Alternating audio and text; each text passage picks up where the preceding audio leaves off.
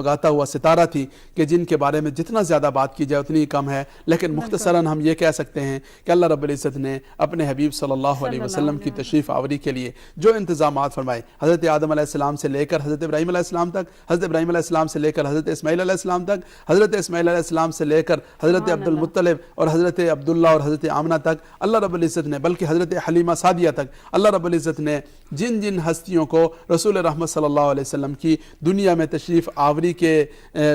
کا ذریعہ بنایا، اور جن جن ہستیوں کو اللہ رب العزت نے رسول رحمت صلی اللہ علیہ وسلم کے ساتھ نسبت عطا فرمائی، اللہ رب العزت نے ان کو اپنی رحمتوں سے ایسے نوازا کہ ان میں سے ہر ایک جگمگاتا ہوا ستارہ ہے۔ اللہ رب العزت ان سب پر کروڑوں دفعہ رحمتیں نازل فرمائیں، اور اللہ رب العزت ہمارے آقا صلی اللہ علیہ وسلم پر درود و سلام اور اپنی رحمتوں کی بارش برسا دیں، اور پوری امت کی طرف سے رسول رحمت صلی اللہ علیہ وسلم کو جزائے خیر نصیب فرمائیں۔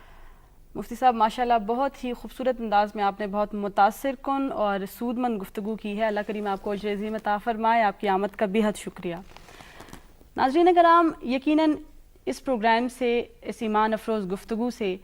جہاں آپ نے نبی پاک صلی اللہ علیہ وآلہ وسلم کے خاندان اور آباء و اجداد کے متعلق بنیادی معلومات حاصل کی ہوں گی، وہاں آپ کے ایمان کو بھی تقویت ملی ہوگی۔ انشاءاللہ اس پروگرام میں ایک نئے موضوع کے ساتھ ہم آپ کے سامنے دوبارہ حاضر ہوں گے،